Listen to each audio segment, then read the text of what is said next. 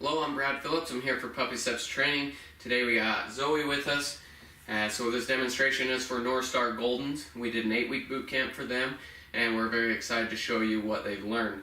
So today we're going to go through the manners that that we've taught her, the obedience commands, house training and crate training, and leash training. So we're going to jump right into it. We'll pull her out of the crate. I'll show you the first manner, which is our gates and our doorways. So anytime she comes out of the crate through a house door, I do expect her to wait. Now, it is important to realize that they're still a puppy. They're kind of at the edge of this puppy teenage phase to where she might test the waters a little bit, and so it's always important when you're working with her that you're consistent. Both consistent in rewarding and correcting. If you do that, she's going to understand your expectations and she'll be great. If you're inconsistent, she's going to see what she can get away with and she might become the leader. So, if she did try and break, I might simply tell her no, or I might close the door, lift my leg up and block her. If she does wait, then I'll use the word okay. Okay is our marker and our release word. So it marks the correct behavior and it also releases from a stay. She knows when I use that word that she's done the behavior correctly and there's some type of reward coming. So we're going to let her out here.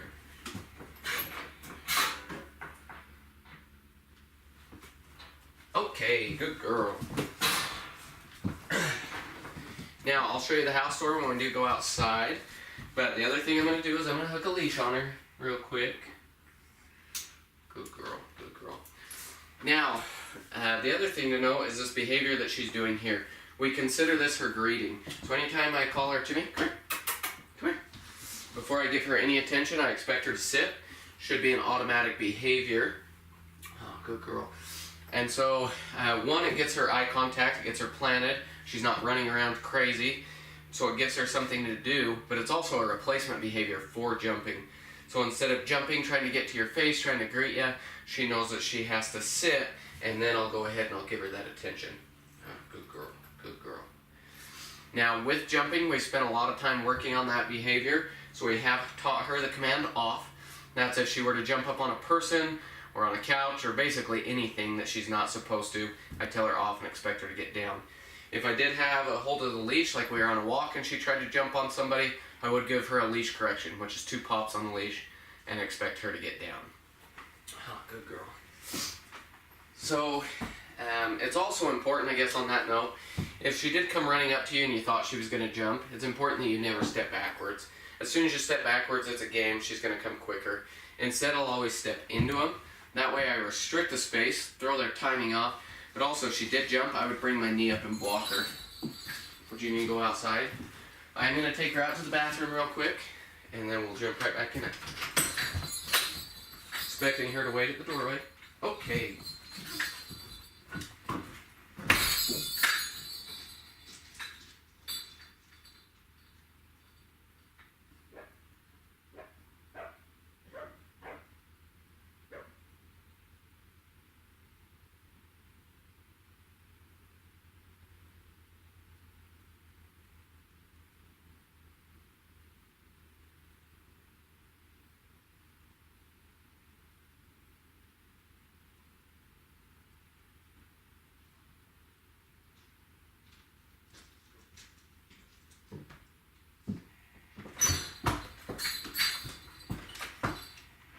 Okay. So we will cover that in detail here in just a few minutes. But we're going to keep going with her manners. And we're going to show you her mealtime manners. So anytime we feed her, I expect her to hold a sit stay. Where she's already sitting here on the bed, I'll just tell her to stay.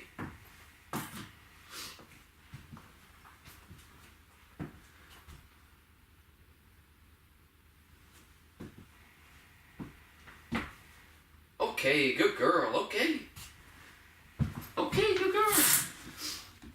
Yeah, maybe she's not too hungry, but I do like to spend a lot of time down by her when she eats. She's a little bit more of a cautious dog, and so I do like to help her, build a little confidence, make sure that she's trusting me, I can handle her, I can stick my hands down in her food bowl. There's no food aggression or anything like that. Oh, good girl. It's really important that when you do have a dog that's maybe a little bit cautious like this, that you spend a lot of time building her confidence. Don't react basically when she's really nervous. If you don't show her or don't praise her or make her feel like, oh, it's okay that you're nervous, she's going to understand that it's not a big deal, whatever's making her nervous. Good girl. Good girl. Yeah, good girl. So we'll let her finish this little bit, and we'll keep on trucking. So, next one that I want to talk about is chewing. So chewing is a behavior you can't escape with dogs. They always have to chew. It's just part of them, right? So it's important that you give them adequate things to chew on, and you control that. So you don't want to give her free access to things you want destroyed, but you also don't want to give her free access to her own things. If you just give her all her toys and she has unlimited access, she's going to quickly get bored with them and try and find something new. And that boredom is what causes destructive behavior. So we do like to mix it up. We do love to play with her and give her toys at times during the day. But also when she decides that she no longer wants to play, or even a little bit before that, I'm going to take it away so she doesn't just have unlimited access. And she loves to play, which I'm going to close our crate because she does like to take her toys in there and chew on them. But along with that, I can ask her to drop it. Good girl. And I expect her to give it up freely. I shouldn't have to pull or tug it away from her. She should just physically release it. If she didn't, I could just take a hold of the object and hold it really tight and not let her pull it around and play, and she's just going to let go of it. If she didn't, I would just reach my thumb in behind her canines and push on her tongue, and she'll pop her mouth right open. But also, it's important to give her something to chew on when you have a downtime. So if you like to read a book or watch a show and she's not going to be doing anything, or even when you leave for a while, give her something to chew on. That way she's not going to go find something to destroy.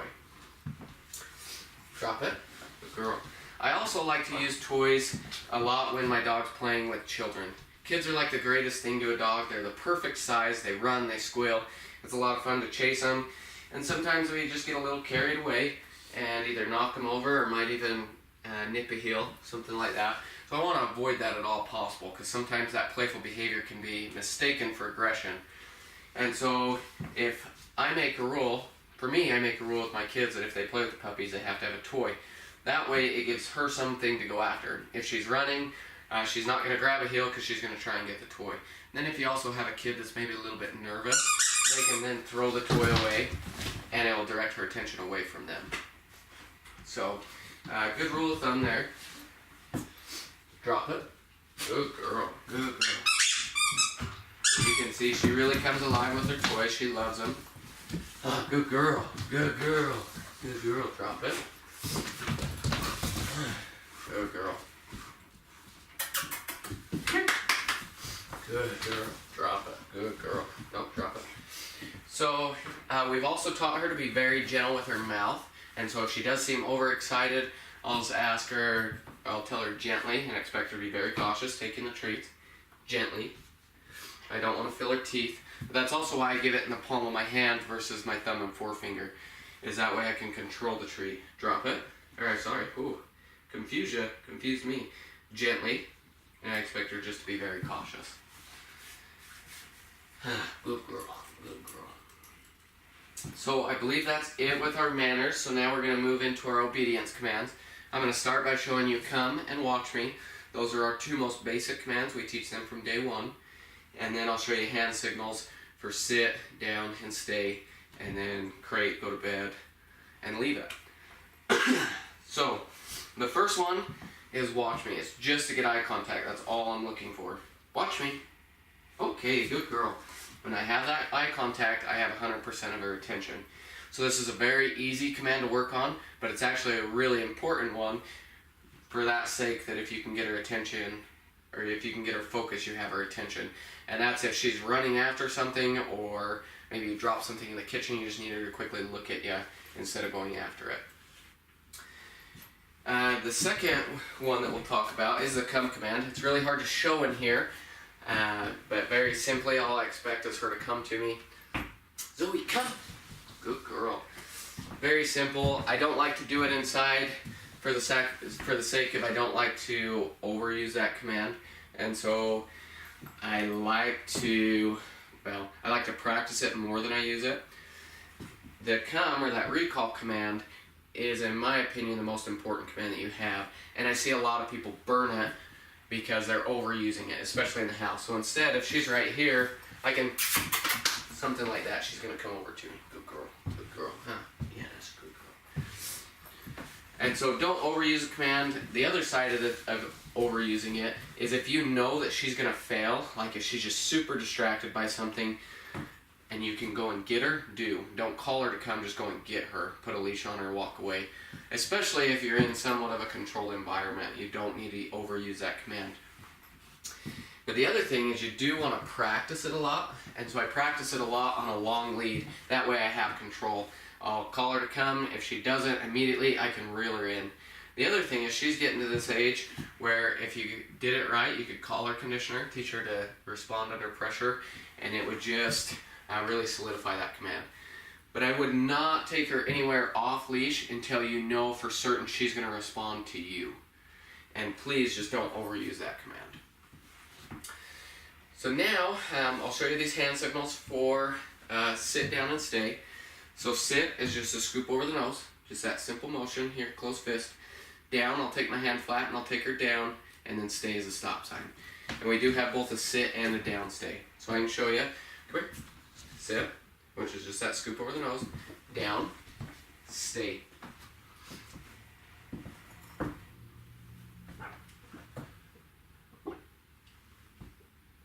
Okay, good girl. So if she's in a down stay, she's not allowed to come up. However, if I put her in a sit stay, Zoey, sit, stay. I don't care if she lays down.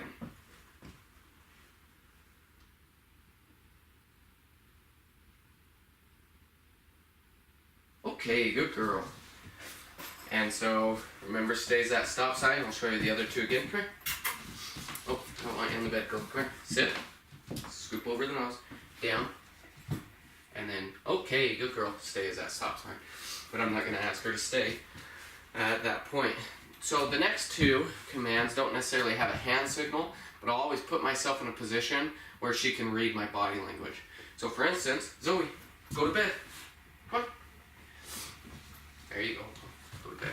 She may have put herself in a stay there. The reason I didn't want to do it is because I was going to do that command, but that's alright. Okay, she is expected to stay until release, but once again I can tell her, go to bed. And I don't care what position she's in as long as all four paws are on the bed. Okay, good girl. Now very similar, I can ask her to go into her crate. Zoey, crate.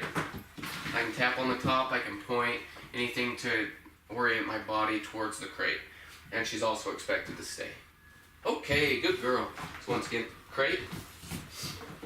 Now this command, I see a lot of people burn as well, and that's because, okay, if you only use it to put her up for the night or when you leave, she's quickly going to understand that anytime you put her in the crate, you're leaving.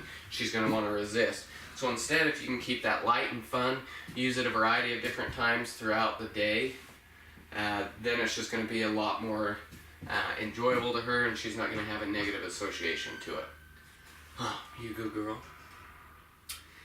And then the last one is leave it. So we work on this a lot with our walks. I can work on it with food, but I teach them that leave it means leave it permanently. And so when I do work with food, I make sure to give them a different treat, and they're never allowed to get the one off the ground. Come here, Zoey. And so I can drop this treat on the ground. Zoey, I want her to see it. Good girl, good girl. Leave it. Good girl. And so I just want her to forget about the treat on the ground. You can see she still is looking for it. Let's go. Leave it. No, leave it. Good girl. And I expect her to walk away. Good girl. So that concludes our obedience commands. Now I'm going to give her a bully stick to chew on while we talk about crate training and house training. Gently. Good girl. And I'm going to close the crate again because I don't want her to go. She does love to go in there and chew, and that's fine. I would actually allow that. But where she has a bully stick, sometimes it's hard to get her to come out until she finishes. So for the sake of the continuing of our demonstration, I'm going to close that. So, crate training. We've spent a lot of time working on the crate, making sure that she's comfortable in there and that she's going to not have accidents and not whine. So right now she's been sleeping through the night. We put her to bed at 10, get her out at 6, 6:30, and she does great. Doesn't need any breaks. She's also good for 3 to 4 hours during the day. With that being said, she's going to undergo a transition period, and so during that time, she's going to have to go to the bathroom more frequently, as well as she'll probably get a loose stool. So if she does whine that first night or two, she may just need to go to the bathroom. In fact, that first night or two, I like to set an alarm clock just for halfway through and give her a break so she doesn't need to whine. It's just important if you do give her that break that she goes to the bathroom and she goes right back in. It's also important to note that the first night or two, that as soon as you put her in the crate, she may whine. And that's just because she's in a new uncomfortable situation or environment. She's finally getting used to you and she doesn't want to be separated. You do have to ignore that. If you don't, she'll whine all the time when you put her in the crate thinking that you'll get her out. But instead, you can help her calm down, like I'll give her a bully stick or a marrow bone. I may even throw a blanket over the front just to make it feel more den-like. But all those things help her calm down and feel comfortable in the crate. I would also use the crate as an asset as you introduce her to your home and you work on the house training, because we require 100% supervision. In fact, I cannot emphasize that enough when you bring a new puppy home. And if you can't give her that supervision, put her in the crate and she'll be fine. So with that, now we'll talk about the house training. She's done really well with the house training, but this transition period often will have them stressed out, as well as they need to relearn where the bell's at and where they're allowed to go to the bathroom, because we do train them to ring a bell as an outlet to let us know that they do need to go. So I'm going to teach you how to transition the bell, but I'm going to talk about it a little bit first. So it's so important that you invest the time into getting a lot of repetitions and showing her where the bell is at and where she's allowed to go. So I like to kind of turn it into a game. And the first thing I'll do is I'll have her target the bells, in which I'll show you this in just a second. But I'll take the bells off the door, I'll hang them, and every time she touches it, I'll reward her. Do that a handful of times, then I'll move over to the door and I'll do the same thing, 4 or 5 times. Then I'll take her outside. If she goes, I'm going to be super excited and praising and, okay, get outside, good girl, and really reward that behavior. If she doesn't go, I'm just going to come right back in. The first time that you do that, regardless of whether she goes or not, I'm going to take her right back over to the door and have her ring the bells again. I'll do that 4 or 5 times, just so I get these repetitions of her seeing where the bell's at and then seeing where we're going to go to the bathroom. After we do that exercise, then for the first 24 hours, unless she's in the crate, I'm going to take her to the bells every 30 minutes. Allow her to ring them, take them outside. After that first 24 hours, then you can start to lengthen it, go to 45 minutes or an hour. But for the first couple weeks, I would not let her surpass 2 hours, because you want to stay ahead of her pee schedule, as well as you want to make sure that you have some meaningful repetitions and she's transitioning over. The important thing to know is look for signs that she does need to go to the bathroom. If she starts sniffing real heavily, if she starts spinning circles, or if she's just woken up, those are all times that tell you that she needs to go. And so take advantage of those and don't let her have an accident if she shows signs. So now I'll show you this. I'm going to ask her to drop her bully stick. Drop it. Good girl. And I'm going to show you how to do this. Come here. I'm going to spin her around right here. And she's still looking for that bully stick, but I'm going to break up some treats. And my attention's going to be on the bells. And I'm just going to hang them right here. And allow her to touch them. Okay, good girl.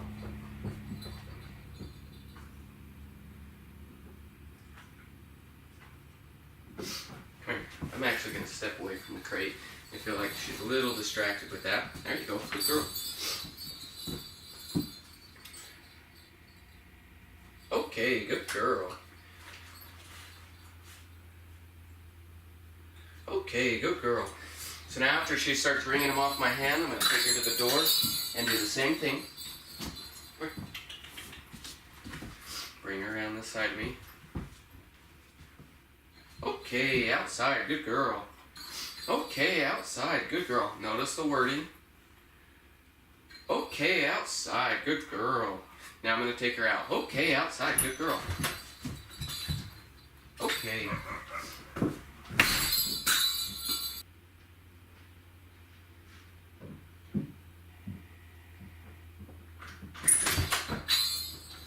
Okay.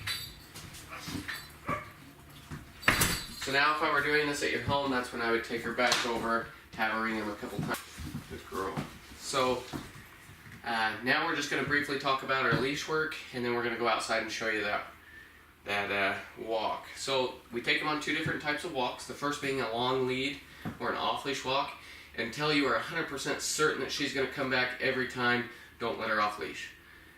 When we do that type of walk, like I said, I keep her on a long lead. I'll let her explore. Matter of a minute or two, I'll call her to come. If she doesn't immediately come, I can reel her in. It's also not a bad idea if you do a lot of hiking to call her conditioner. Great way that she can be off leash, but you can still remain in control. But that type of walk is great for her mental health. The second type of walk is our attention walk. That one I want her by my side. I don't care if she's a step in front. I'm not looking for a super strict heel at this point. But I want it to still be positive, but I want loose leash and in control.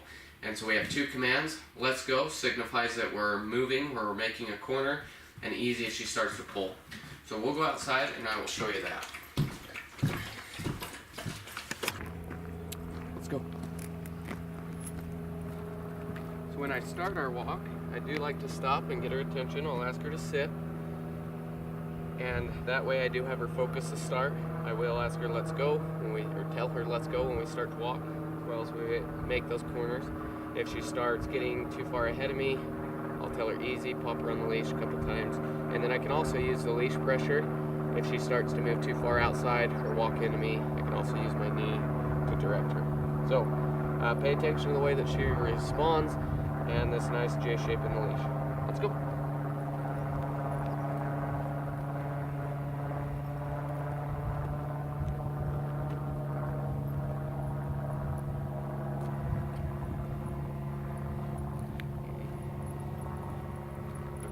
Let's go.